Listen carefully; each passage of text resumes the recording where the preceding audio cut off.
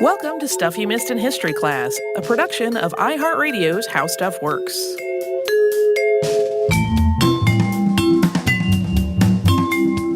Hello and welcome to the podcast. I'm Holly Fry. And I'm Tracy V. Wilson. Tracy, everybody knows that I wax rhapsodic all the time about Vigée Lebrun. You sure do. She is one of my very favorite artists. This is not about her, but she's kind of loosely tied to it. We haven't featured an artist biography in a minute, and I love them. So today we're going to talk about someone who is actually one of Vigée Lebrun's influences, and that is Rosalba Carriera, who had been on my list for a bit, and then she also came up in a discussion that Tracy and I were having recently. We are also coming up on her birthday, so it kind of seemed like a good time to talk about her surprising level of success in the male-dominated European art world of the early 1700s. It's a little surprising because most people don't really know about her unless they study art history. She's not one of the great painters that you get the list of in a standard art class. And much of what we know about the particulars of Carriera's life come from her diary, which was initially published in 1793. That was almost 40 years after she died. And since she was pretty clearly not intending for that diary to be a published biography, her life story has largely been pieced together through the notes that she was taking in that diary on her daily life. And some of those are fairly inconsistent in terms of how she listed her commissions and their statuses and their payments. So really, it was if you have a checklist or some sort of journal where you keep track of what's going on in your day. Imagine if that got published as your life story. Probably people would think you were maybe disorganized or just inconsistent, but I think most people are.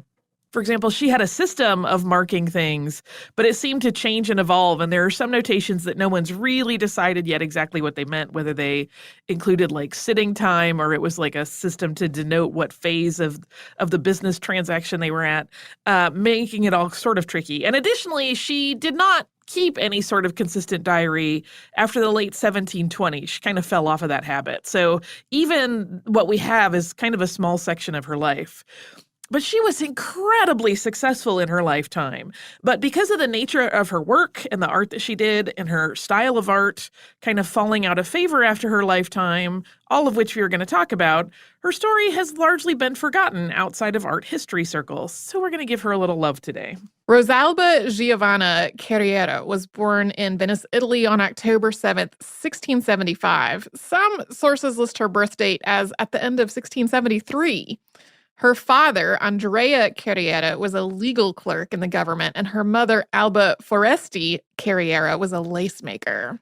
Rosalba had two sisters. Her sister, Giovanna, might have been born in 1675, and that could have contributed to this confusion on the birth dates. Her youngest sister was Anzola Cecilia, who was born in 1677.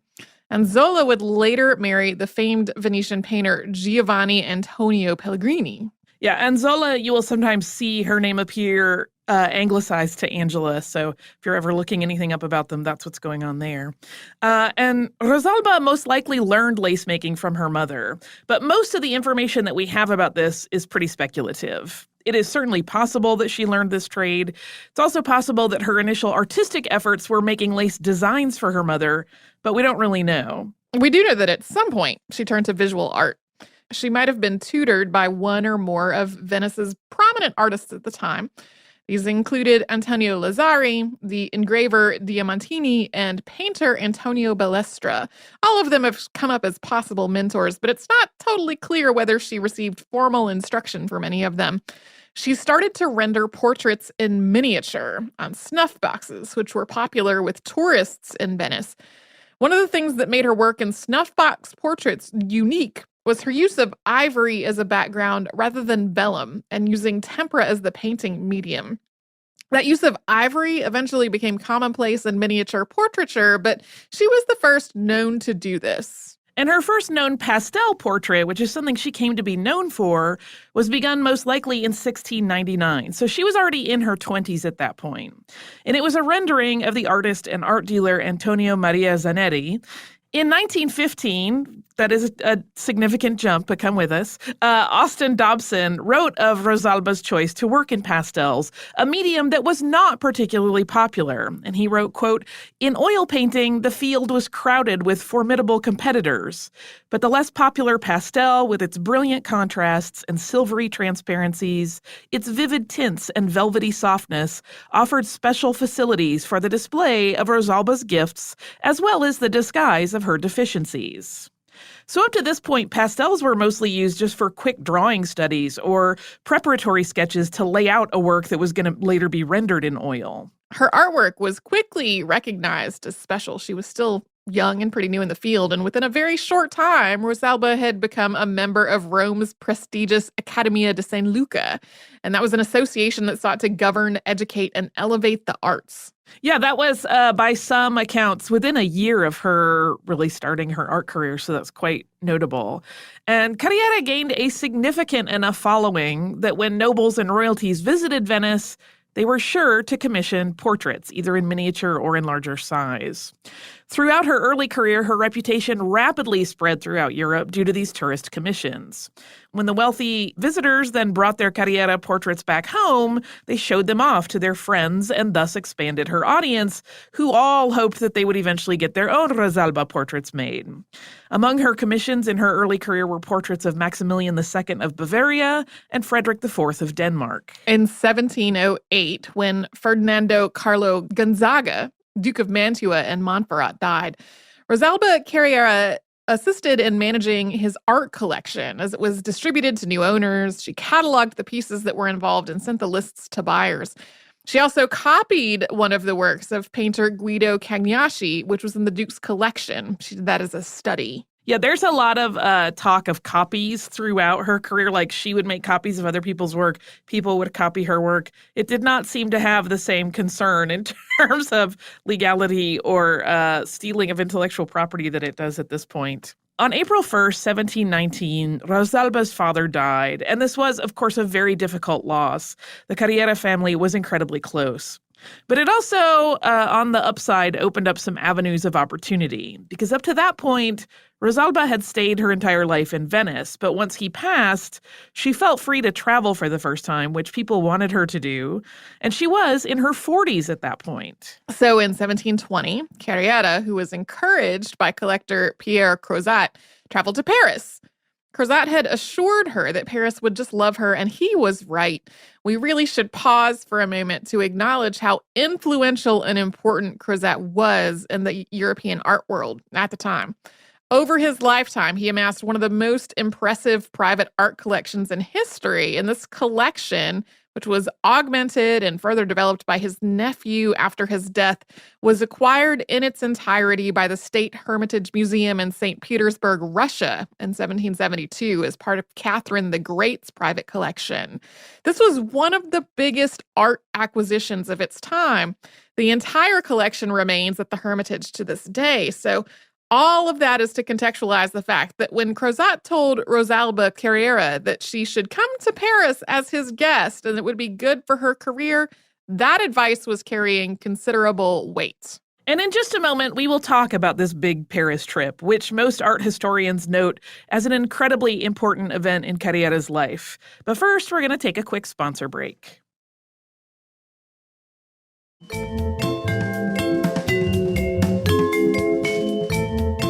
When she traveled to Paris, Rosalba brought her entire remaining family along for the ride. Her sister Anzola and husband Giovanni Pellegrini accompanied her, Pellegrini having his own business to conduct in Paris on a commission to paint a bank ceiling. Her sister Giovanna had begun to assist her in her work, and so she traveled with her, and her mother was also part of their traveling party. While in France, Rosalba painted several dozen commissions, including one of Louis XV, who was still a child of 10 at the time. While Louis XIV had died 5 years earlier, Louis XV wasn't actively ruling yet due to his young age. This portrait features Louis XV in a red coat with a blue sash and a white lace jabot, surrounded by a mane of curly hair. He has large brown eyes that become the focal point of the portrait. They're rendered in slightly sharper detail than his other features. Yeah, there's an eyelash situation going on in that painting that I love. Carriera's trip to Paris also resulted in her being invited to join the French Royal Academy on the merit of that portrait of Louis. Once the members of the Academy saw her rendering of what they were calling the Dauphin, again, there's that weird thing with him not quite being king yet, her acceptance was, according to her own diary, instant and unanimous. And this was truly a moment of note, as women were rarely admitted to the Academy, and I think on previous occasions there had been a lot of voting involved. Carriera sent a pastel to the Royal Academy in Paris as part of her admittance as a member. It was called Nymphe de la Suite d'Apollon. It's in the collection of the Louvre today. While she had been accepted based on her portrait of Louis XV, she wanted to send a different work, which she shipped later on from Venice. And she wrote of this portrait, quote, "I have tried to depict a young girl, knowing that to youth many faults are forgiven."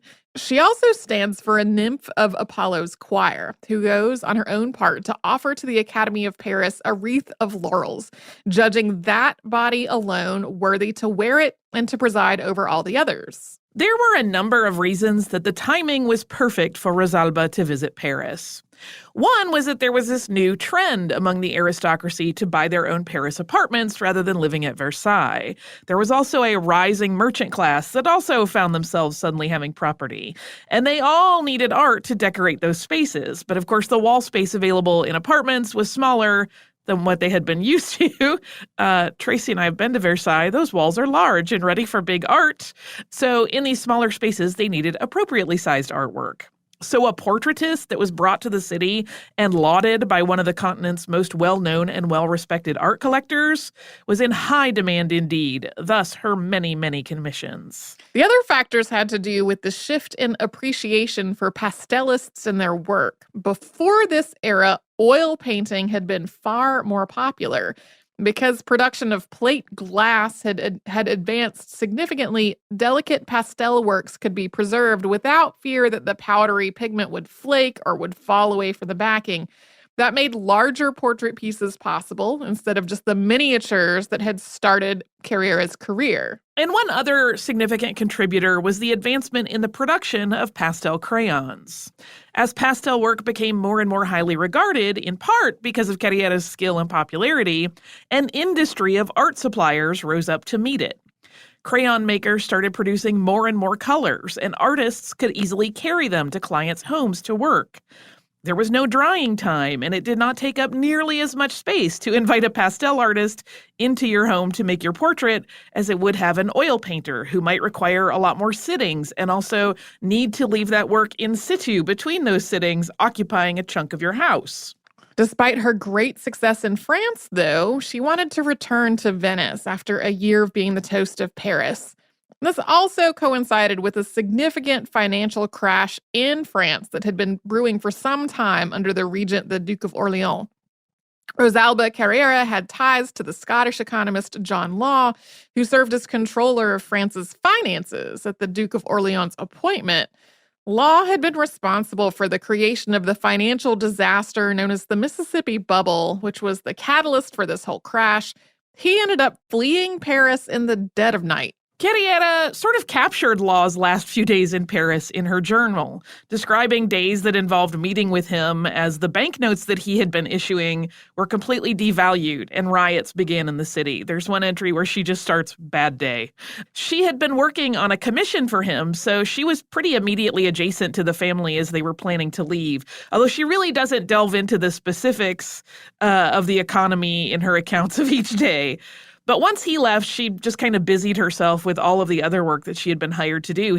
As much as they had been very entwined in each other's lives up to that point, once he's gone, she kind of just wipes the slate clean on him and doesn't really refer to him again. She had, among her other commissions, a portrait of the artist Antoine Watteau, but also work for a number of other nobles that she wasn't really all that interested in.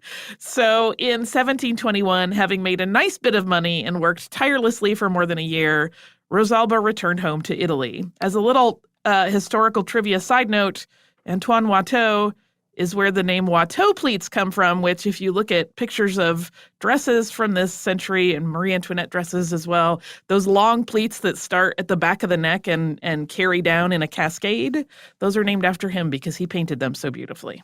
In 1723, Rosalba went to Modena, Italy, and created several portraits of the Princess Enriqueta d'Este, as well as the rest of the Duke's daughters. The intent was that these portraits would be sent around to potential marriage matches, which was a pretty common practice. Enriqueta was one of the young women who was on the short list of potential wives for Louis XV of France.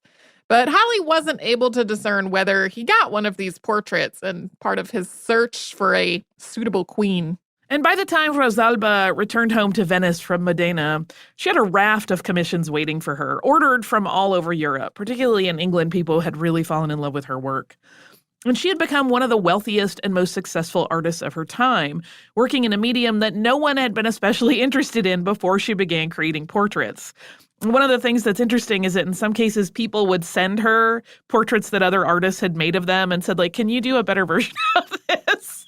And she also had a constant list of people who wanted to be taught by her. In 1730, she traveled to Vienna and became a favorite of Charles VI, Holy Roman Emperor. Elizabeth Christine, who was the empress, asked her to teach her after the artist had completed her portrait. After Vienna, Carriera returned once again to Venice, and for the next several years, her life was really a steady stream of work. And then in 1737, everything changed when Rosalba's sister Giovanna died on May 9th. Giovanna, as we mentioned, had assisted Rosalba in her studio, and the two of them were very close. They are often referred to as best friends and confidants. They were so close that in one of Carriera's self-portraits that she produced in 1715, she had chosen to include a portrait of her sister. She is holding that portrait in her hands so that they're kind of together in this self-portrait.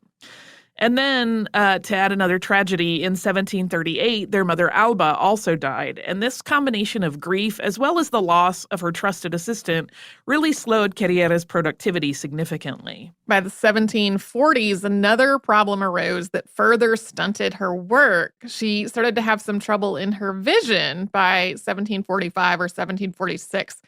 At the end of the decade, she had surgery to try to correct her cataracts. This was probably what's called couching, and that involves surgically depressing the opaque lens to the bottom of the eye to let the light in. Around the time that Carriera had her surgery, a French physician named Jacques Daviel was experimenting with cataract extraction, but it's not likely that she had this new procedure. Some accounts suggest that the surgery was what caused her total blindness, but it's more likely that the couching didn't affect any permanent fix. After the surgery, she had written to a friend that she seemed quite hopeful. Regardless, any improvement that she might have had in her vision was pretty short-lived, and within a few years, her renowned and successful career had ended because she was completely blind. Yeah, couching is one of those procedures that actually still happens today in less advanced countries. It's not the best way to deal with cataracts, but it is sort of fascinating if you're into eye science. And during this late period of her work in the 1740s, while her sight was failing, Rosalba produced what is believed to have been her last self-portrait. And this portrait is 56.7 by 45.8 centimeters. It's about 22 by 18 inches to give you a sense of the size of the portrait she was doing. It's rendered on buff paper. And in it, she is aged, and the tone of the piece is quite casual. She actually made this for a friend. But what's interesting is that even though her eyesight was going, her technique remains as striking as ever.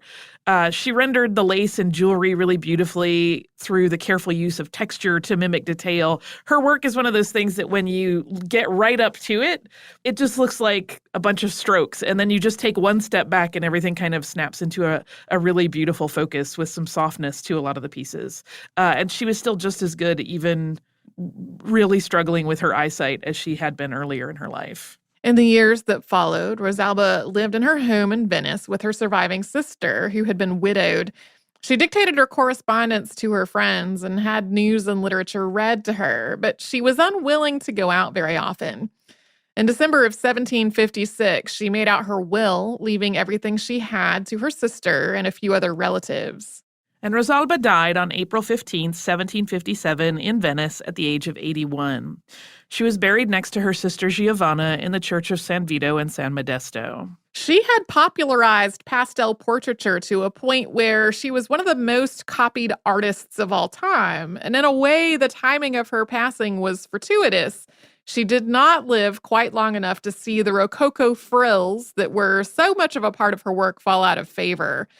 But the timing of her death, which took place as the early seeds of neoclassicism were being sown, they contributed to her name falling out of the public eye into relative obscurity, especially compared to some of her male counterparts. Still, she has continued to delight art historians, even in recent years, and we're going to talk about that after we take another quick sponsor break.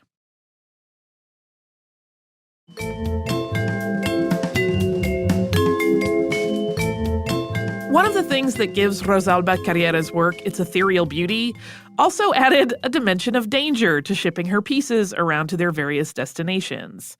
Pastels are, of course, just sticks of pigment and a filler that makes them opaque that retain their crayon shape through some sort of binding medium. Pastel works don't require drying time, but they can be easily smudged or distorted. And often in letters or diary notes, Carriera mentioned concerns about her portraits making it to their recipients intact. Rosalba was so concerned about the safety of her works that she even included little good luck charms when she shipped them. In 2017, one of these was discovered by the Royal Collection Trust, and that's the organization that's tasked with the management and care of the British Royal Art Collection and residences. In 1762, George III purchased the entire collection of Joseph Smith, who was a British art agent and collector who lived in Venice during Carriera's career. She produced several works for Smith over the years, including a personification of winter, which Carriera produced in the 1720s. And this piece of work features a young woman with dark hair wrapped in a fur-lined cloak. And the cloak is falling off of one shoulder, so her shoulder and her neck are exposed, and her face is at an angle, and it's quite striking. And it is rendered on blue paper, although you really can't see very much actual blue through the pastel.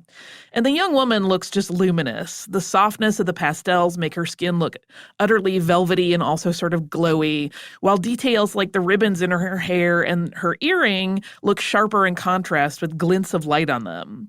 And Joseph Smith described this work in his list of his collection as, quote, the most excellent this virtuosa ever painted. A conservator working with this artwork discovered a tiny card tucked in between the art's wooden frame and the canvas liner. This is a small card, 4.3 by 3.3 centimeters, and it features the three magi, which was a topic that Carriera was very fond of. And this card wasn't exactly a surprise. There is plenty of documentation that Rosalba placed images of the Magi into parcels with her works when she shipped them.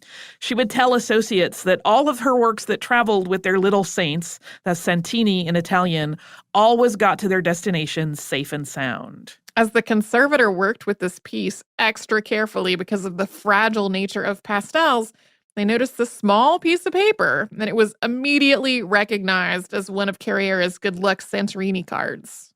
And because pastels continue to be a topic of conservation discussions in the modern era, and because often the bases used for older pastel art are fragile themselves, so like the paper backings, there are not a huge number of special exhibits featuring pastels that were made during Rosalba's time, including hers. The lack of varnish, like you wouldn't varnish a pastel, means that fading is a real concern for some of them, and exposure to light has to be carefully managed. So that also contributes to the difficulty of shipping pieces for special exhibitions. But the good news is that because she was so popular and prolific during her time, and her work was collected so avidly throughout Europe, you can find Rosalba Carriera's works in many museums throughout the world, as well as checking out her work online. We already mentioned the Heritage Museum in St. Petersburg, Russia, and the Louvre in Paris, and her work is also in the collections at the National Gallery of Ireland, the Met in New York, the Museum of Fine Arts Boston, and the Harvard Art Museums. The trick is making sure the work is on display before you go, because pastels require really careful preservation, so they're not always on display for the public. Yeah, they're spectacularly beautiful, but it's one of those things where even like the vibration of moving it from spot to spot can affect how it looks. Yeah. Which makes them all the more special, in my opinion. So I have a little bit of listener mail. This is from our listener, Melissa, and she writes, "Hi, Tracy and Holly. I absolutely love your podcast. I'm a scientist by training, but absolutely love learning about everything. I'd probably still be in university taking courses if I didn't have bills to pay, which may explain why I chose to teach at a university." Thank you so much, by the way, for being an educator from us. Recently, my dad was cleaning out my great-aunt's home after she passed away. She was a career woman who worked for The New Yorker. She was quite the collector and amateur historian. One of the finds that had me exclaiming, much to my dad's confusion, "Holly would love this," was a trio of prints by Charles Addams of the Addams family. I quickly had to explain my love for the podcast and reminded him that one of my Christmas gift requests last year was to attend the live show in Seattle on safety coffins. He may or may not have thought I was a bit too enthusiastic. Anyway, I have attached a quick picture I managed to grab of the prints before they were included in a pile of items being set to be assessed, restored, and framed.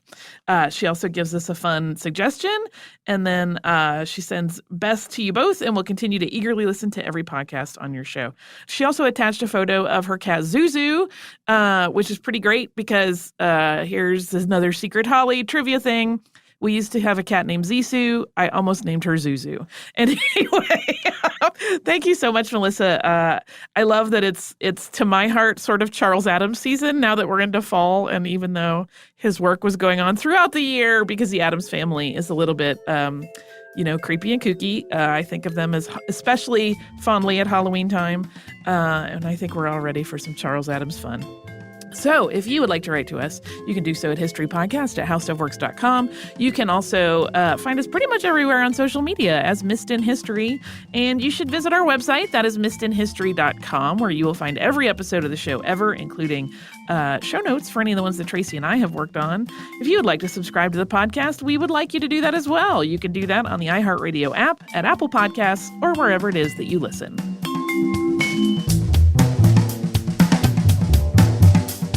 Stuff You Missed in History Class is a production of iHeartRadio's How Stuff Works. For more podcasts from iHeartRadio, visit the iHeartRadio app, Apple Podcasts, or wherever you listen to your favorite shows.